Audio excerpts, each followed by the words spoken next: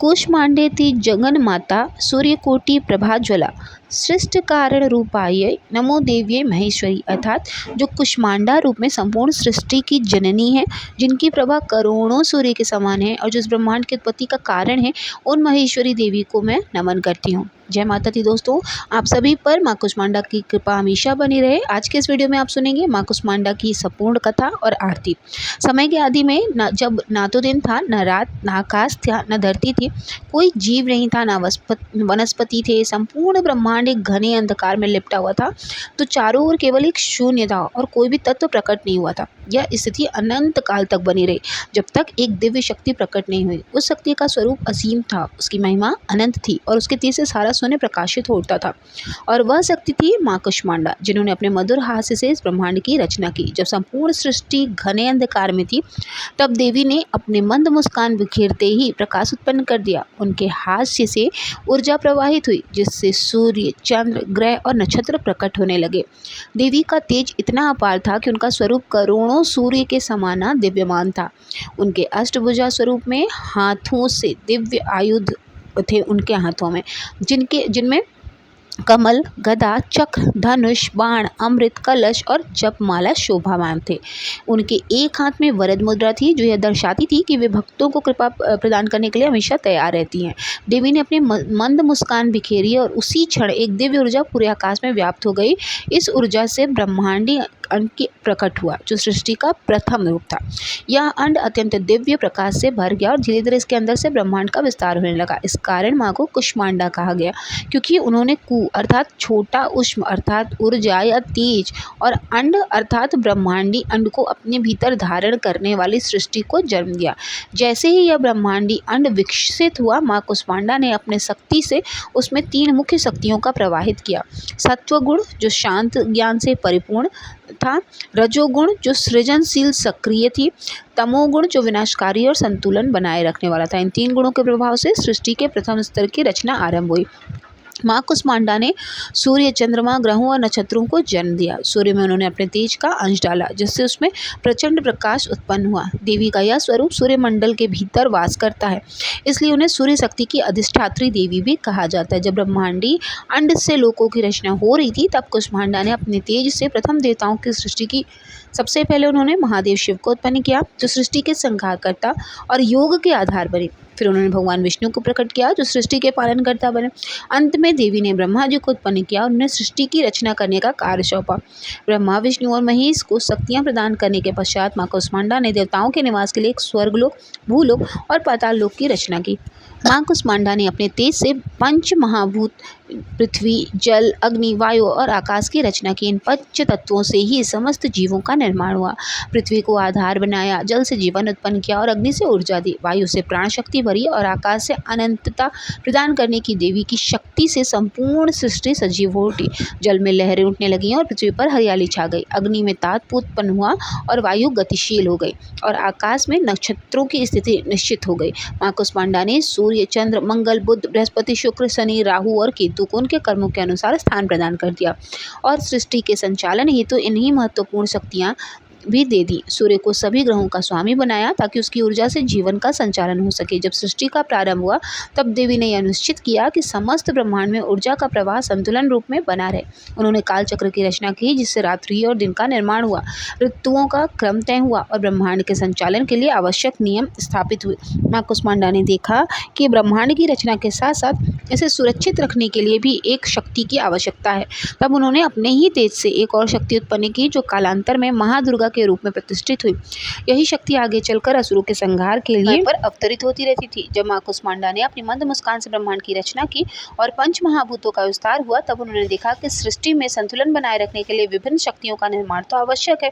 तब उन्होंने अपनी दिव्य शक्ति से देवताओं की उत्पत्ति की, लेकिन यह भी समझा कि केवल अस्तित्व ही पर्याप्त नहीं है, उन्हें तेज, शक्ति सब कुछ प्रदान करना होगा, ताकि वे अपनी अपनी भूमिकाओं का पालन कर सके। तब माँ कुष्मांडा ने सर्वप्रथम सूर्यदेव को अपने तेज का अंश प्रदान किया। सूर्य को उन्होंने प्रकाश और और ऊर्जा का स्रोत बनाया, जिसमें संपूर्ण ब्रह्मांड में रोशनी फैली और जीवन के विकास का मार्ग प्रशस्त हुआ।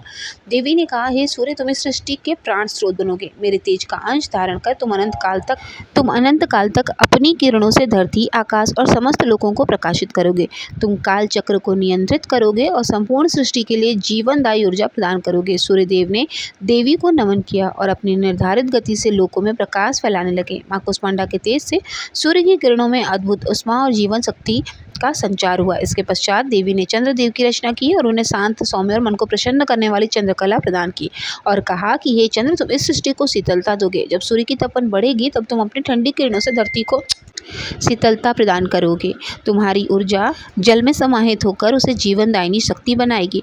भावनाओं और मन के संतुलन का कार्य भी तुम ही करोगे। मां कुष्मांडा के वरदान से ही चंद्रमा अमृत किरणों से युक्त हुए और उनकी उपस्थिति से जल, वनस्पति और प्राणियों के भीतर सौम्यता और भावनात्मक संतुलन बना रहता है। इसके बाद देवी ने ब्रह्मा जी को ज्ञान और सृष्टि रचना की शक्ति प्रदान की। जब ब्रह्मा जी उत्पन्न हुए थे तब वे अज्ञान की भांति थे और उन्हें यह भी नहीं ज्ञात था कि उनका उद्देश्य क्या है। तब मां कुष्मांडा ने अपने तेज से उनके भीतर वेदों का ज्ञान प्रवाहित किया।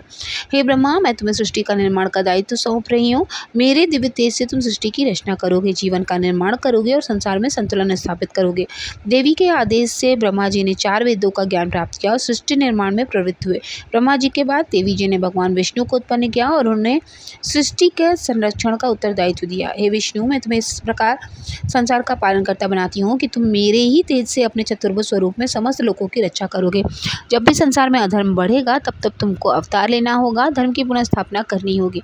मां कुष्मांडा की कृपा से भगवान विष्णु को अपार शक्ति प्राप्त हुई और वीर सागर में शेषनाग पर वो निवास करने लगे। इसके पश्चात मां कुष्मांडा ने महादेव शिव को उत्पन्न किया और उन्हें संसार के संहार का दायित्व दिया।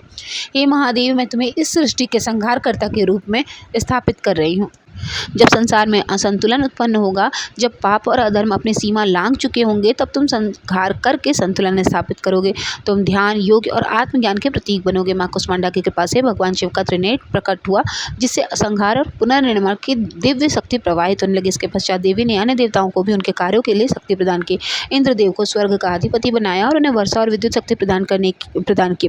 वरुण देव को जल का स्वामी बनाया, जिससे नदियां, सागर और वर्षा का संतुलन बना रहे। वायुदेव को वायु का स्वामी बनाकर समस्त प्राणियों में प्राण शक्ति प्रवाहित करने का कार्य सौंपा। अग्निदेव को ऊर्जा और पवित्रता का प्रतीक बनाया, जिससे यज्ञ और अनुष्ठानों में उनका महत्व स्थापित हुआ। यमराज को मृत्यु का अधिपति बनाया, ताकि वे संसार में न्यायपूर्वक कर्मों के अनुसार प्राणियों का विनाश कर सकें। कुबेर को समस्त संपत्ति का स्वामी बनाया, जिससे धन, वैभव और ऐश्वर्य का संतुलन बना रहे। इस प्रकार मां कुष्मांडा ने देवताओं को अनेक कार्य सौंपे और अपने तेज से उन्हें शक्ति प्रदान की। जब मां कुष्मांडा ने देवताओं को उनके दायित्व प्रदान किए और ब्रह्मांड को संतुलित करने के लिए पंच महाभूत ग्रहों को और नक्षत्रों की स्थापना की, तब सृष्टि अपने पूर्ण स्वरूप में विकसित होने लगी। देवगण अपने अपने कार्यों में रत हो गए, धरती पर जीवन पनपने लगे और ऋषि मुनियों ने तपस्या द्वारा ब्रह्मांडी ऊर्जा को संतुलित रखना आरंभ कर दिया। लेकिन जैसे जैसे सृष्टि आगे बढ़ी, वैसे वैसे असुरों का भी प्रभाव बढ़ने लगा। असुर, जो प्रारंभ में सामान्य रूप से रहते थे, समय के साथ साथ असीम शक्ति और अहंकार से भरने लगे। उनके भीतर लोभ, मोह, मद और क्रोध की वृद्धि होने लगी। उन्होंने अपने शक्तियों का दुरुपयोग कर देवताओं, मनुष्यों और ऋषि मुनियों को सताना आरंभ कर दिया। असुरों ने कठोर तपस्या करके ब्रह्मा जी और अन्य देवताओं से अमोघ शक्तियां प्राप्त कर लीं। असुरों ने वरदान के बल पर अमृत, अदता और अपराजिता जैसे गुण प्राप्त कर लिए। इससे वे अहंकारी हो गए और उन्होंने तीनों लोकों में आतंक मचाना शुरू कर दिया। अंधकासुर, जिसने कठोर तपस्या से भगवान शिव से वरदान प्राप्त किया था कि जब तक उसे कोई बिना क्रोध के नहीं मारेगा तब तक वह अमर रहेगा, जिन्होंने समस्त देवताओं को पराजित कर स्वर्ग लोक पर अधिकार कर लिया और इंद्रदेव को उनके सिंहासन से वंचित कर दिया। महिषासुर, जिसने अपने बल और तपस्या के बल से यह वरदान पाया था कि कोई भी पुरुष उसे मार नहीं सकेगा। रक्त बीज, जिसे वरदान मिला था कि उसकी जितनी बूंदें धरती पर गिरेंगी उतने ही रक्त बीज उत्पन्न हो जाएंगे। असुरों ने अपनी शक्ति के अहंकार में देवताओं को परास्त कर दिया और स्वर्ग लोक को जीत लिया। इंद्रदेव, सूर्यदेव, चंद्रदेव और अन्य देवगण अपनी शक्तियां खोकर इधर उधर भटकने लगे। जितने भी देवगण थे अपनी शक्तियां खो चुके थे। असुरों का आतंक केवल स्वर्ग तक ही सीमित नहीं रहा, वे पृथ्वी पर भी विनाशकारी कार्य करने लगे। उन्होंने यज्ञों को विध्वंस करना आरंभ कर दिया, ऋषियों मुनियों को उनके आश्रम से निकाल दिया और धर्म कर्म की सभी विधाओं को नष्ट करने लगे। संत महात्मा, जो तपस्या के द्वारा संसार की ऊर्जा को संतुलित रखते थे, वे असुरों के भय से छिपने लगे। इस प्रकार पृथ्वी का संतुलन बिगड़ता चला गया। चारों ओर भय, अराजकता और विनाश का साम्राज्य फैल चुका था। असुरों के बढ़ते अत्याचारों से भयभीत होकर देवता श्री ब्रह्मा जी के पास पहुंचे। वे अत्यंत दुखी दुखी और चिंतित थे। इंद्रदेव ने कहा, हे ब्रह्मदेव, आपने हमें सृष्टि का संचालन करने का कार्य सौंपा था, किंतु अब तो हम शक्तिहीन हो चुके हैं। असुरों ने हमारा स्थान भी ले लिया है और हमें उन स्थानों से हटा भी दिया है। वे हमारे लोगों पर शासन कर रहे हैं और धर्म का नाश कर रहे हैं। कृपया हमें इस संकट से बचाइए। ब्रह्मा जी ने गंभीर होकर कहा कि देवगण, यह संकट अत्यंत गहरा है। असुरों ने जो शक्तियां प्राप्त की हैं वे देवताओं की तुलना में कहीं प्रबल हो चुकी हैं। अब इस संकट का हल केवल आदि शक्ति के पास है। हमें माँ कुष्मांडा के पास जाना होगा। केवल वे ही इस सृष्टि के असुरों को आतंक से मुक्त कर सकती हैं। फिर ब्रह्मा जी के निर्देशानुसार सभी देवता, ऋषि, मुनि और जितने भी देव थे, धर्मपरायण लोग एकत्र होकर माँ कुष्मांडा की घोर आराधना करने लगे। उन्होंने कठोर तप किया, वैदिक मंत्रों का जाप किया और माँ से विनती करने लगे, हे आदिशक्ति, हे सृष्टि की माता, हम आपकी शरण में आए हैं। असुरों ने धर्म, सत्य और मर्यादा का नाश कर दिया है। हमें आपकी कृपा चाहिए। माँ कृपया प्रकट होकर हमें संकट से मुक्त कीजिए। देवताओं की इस प्रार्थना से माँ कुष्मांडा प्रसन्न हुई और उन्होंने दिव्य आकाशवाणी की, हे देवगण, तुम चिंता मत करो, मैं शीघ्र ही इस संकट को दूर कर दूंगी। असुरों के अंत के लिए शक्ति का प्रकट होना आवश्यक है। शीघ्र ही मेरी एक शक्ति अवतरित होगी जो इन असुरों का संहार कर पुनः धर्म की स्थापना करेगी। माँ कुष्मांडा की इस भविष्यवाणी से देवताओं को कुछ आशा हुई। अब वे इस बात की प्रतीक्षा करने लगे कि माँ की शक्ति किस रूप में अवतरित होगी, किस प्रकार असुरों का अंत करेगी। जब माँ कुष्मांडा ने देवताओं को यह आश्वासन दिया कि वे असुरों के आतंक से मुक्ति दिलाने के लिए अपनी शक्ति का प्राकट्य करेंगी, तब समस्त देवगण उनकी प्रतीक्षा करने लगे। इसी बीच 3 प्रमुख असुर, महिषासुर, शुंभ, निशुंभ और रक्त बीज ने देवताओं को पूर्ण रूप से पराजित कर स्वर्ग पर अपना अधिकार कर लिया। अब कोई उपाय न देखकर देवता, ऋषि और धर्मपरायण मनुष्य क्षीर सागर में भगवान विष्णु के पास पहुंचे और उनसे रक्षा की याचना करने लगे। तब भगवान विष्णु ने सभी देवताओं की ओर देखा और गंभीर स्वर से कहा कि हे देवगण, यह माता आदिशक्ति के प्राकट्य है। यह केवल वही कार्य कर सकती हैं जो इस सृष्टि की मूल कारण स्वरूपा हैं। हम सबको मिलकर माँ कुष्मांडा की स्तुति करनी होगी। भगवान विष्णु के वचनों को सुनकर सभी देवताओं ने एक साथ माँ कुष्मांडा की स्तुति आरंभ कर दी। वे उनके अनेक नामों का जाप करने लगे और दिव्य स्तुति करने लगे। तभी क्षीर सागर में एक अद्भुत घटना घटी। चारों दिशाओं में एक तेजस्वी प्रकाश फैलने लगा। इस प्रकाश का केंद्र माँ कुष्मांडा का दिव्य स्वरूप जो है इसमें से प्रकट हुआ। वे मंद मुस्कान के साथ देवताओं की ओर देख रही थी। माँ कुष्मांडा ने अपने तेज का एक अंश अलग किया और उसी से एक दिव्य शक्ति प्रकट हुई। माँ दुर्गा, यह शक्ति संपूर्ण ब्रह्मांड की ऊर्जा से युक्त थी, जिसमें सभी देवताओं की शक्तियाँ समाहित थी। जब माँ दुर्गा का प्राकट्य हुआ तब सभी देवताओं ने अपने अपने दिव्य अस्त्र शस्त्र उन्हें अर्पित किए। भगवान विष्णु ने उन्हें सुदर्शन चक्र दिया, शिव जी ने उन्हें त्रिशूल प्रदान किया, इंद्रदेव ने उन्हें वज्र दिया, वरुण देव ने उन्हें शंख प्रदान किए, अग्निदेव ने उन्हें अग्नि शस्त्र प्रदान किए, कुबेर ने उन्हें अपनी अक्षय संपत्ति प्रदान की, सूर्य देव ने उन्हें अपना तेज प्रदान किया। माँ दुर्गा ने जैसे ही असुरों के विरुद्ध युद्ध का संकल्प लिया, पूरे ब्रह्मांड में एक दिव्य गर्जना गूंज उठी और यह सुनकर असुरों का सेनापति महिषासुर क्रोधित हो उठा। महिषासुर ने अपने दूतों को भेजा और माँ दुर्गा को यह संदेश दिया कि देवी, तुम अत्यंत सुंदर हो, मैं तुम्हारे सौंदर्य से मोहित हो गया हूँ, तुम मेरी रानी बन जाओ, अन्यथा युद्ध के लिए तैयार हो जाओ। तब माँ दुर्गा मंद मंद मुस्कान के साथ बोली, हे दुष्ट, जब तुमने अधर्म का मार्ग चुन ही लिया है तब तुम्हारा अंत तो निश्चित ही है। अब युद्ध ही तुम्हारा अंतिम सत्य होगा। इसके पश्चात एक भीषण युद्ध आरंभ हुआ। महिषासुर ने कई रूप धारण किए। वह सिंह बना, लेकिन माँ दुर्गा ने उसे तुरंत पराजित कर दिया। हाथी बना और पर्वतों को उखाड़कर देवी पर फेंकने लगा, लेकिन देवी ने उन्हें अपने खड्ग से काट दिया। वह भयंकर राक्षस बना, जिससे अनेक मायावी रूप धारण किए, लेकिन माँ ने उससे भी परास्त कर दिया। अंत में जब वह महिषासुर भैंसे का रूप धारण करके आया, तब माँ ने त्रिशूल से उसके हृदय को भेद दिया। महिषासुर तड़पते हुए धरती पर गिर पड़ा और उसका अंत हो गया। महिषासुर के मारे जाने पर के बाद रक्त बीज और शुंभ निशुंभ का अंत भी इसी प्रकार माँ के हाथों से हुआ। जब समस्त असुरों का सार हो गया, तब देवताओं ने आकर माँ दुर्गा की स्तुति की। इंद्रदेव ने कहा, हे माँ, आपने हमें संकट से मुक्त किया है। आपकी कृपा से अब पुनः धर्म की स्थापना होगी।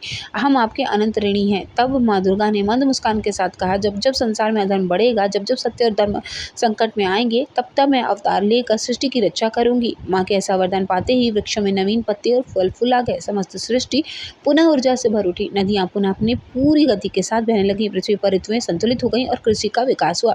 मनुष्य के हृदय से भय समाप्त हो गया और वे पुनः धर्म और सत्य के मार्ग पर चलने लगे। माँ कुष्मांडा ने प्रसन्न होकर देवताओं और पृथ्वी लोक के समस्त प्राणियों को आशीर्वाद दिया, जो भी मेरी सच्चे मन से आराधना करेगा उसके जीवन में शक्ति, स्वास्थ्य, समृद्धि और सफलता प्राप्त होती रहेगी। मेरे स्मरण मात्र से रोग, भय और दुष्टता का नाश होगा। इसके पश्चात माँ कुष्मांडा अपने तेज को समेटे हुए सृष्टि में विलीन हो गई, लेकिन उनकी ऊर्जा सदैव इस ब्रह्मांड में प्रवाहित हो रही थी। यह माँ कुष्मांडा की कथा इसी तरह से सुनाई जाती है और इसी तरह से इसका व्याख्यान होता है। तो सभी प्रेम से बोलिए कुष्मांडा मैया की जय।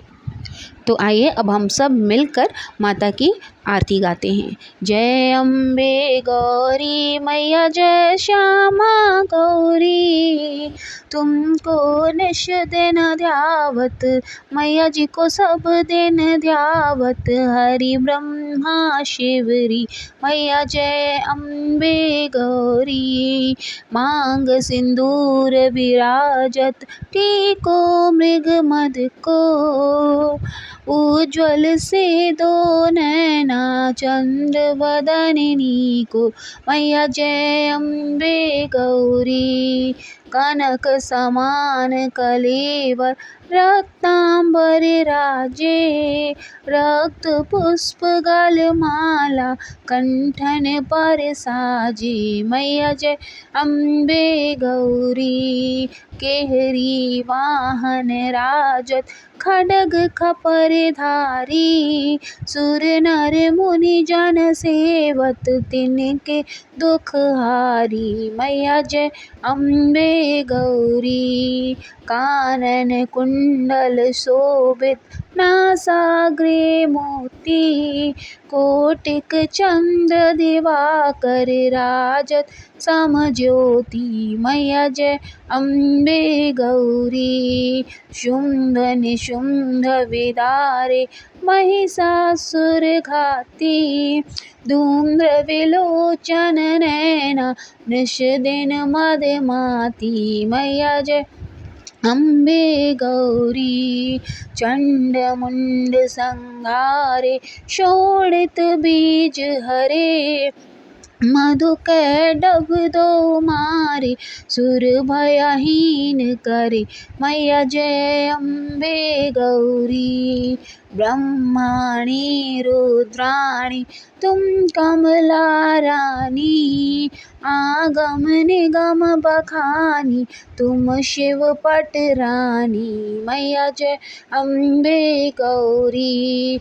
64 योगिनी गावत नृत्य करत भैरो, बाजत ताल मृदंगा और बाजत डमरू, मैया जय अम्बे गौरी। तुम ही जग की माता, तुम ही हो भरता, भक्तन की दुख हरता, सुख संपत्ति करता, मैया जय अम्बे गौरी। भुजाचार्य अति शोभित, वर मुद्राधारी, मन वांछित फल पावत, सेवत नर नारी, मैया जय अम्बे गौरी।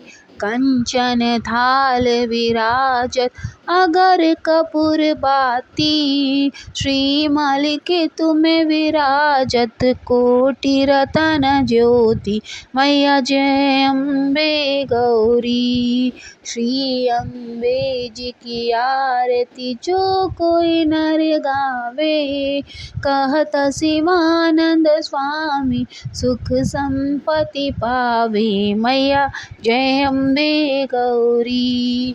जय अम्बे गौरी मैया जय श्यामा गौरी, तुमको निश दिन ध्यावत, हरि ब्रह्मा शिवरी, मैया जय अम्बे गौरी। आरती करने के बाद इस आरती को पूरे घर में घुमा देना चाहिए ताकि माता की सकारात्मक ऊर्जा पूरे घर में फैल जाए। तो आई होप कि आप सभी के लिए वीडियो बहुत यूज़फुल रही होगी। माता रानी आप सभी के ऊपर अपनी कृपा बनाए रखें। मिलेंगे नेक्स्ट वीडियो में, तब तक के लिए ओम नमः शिवाय, जय माता दी।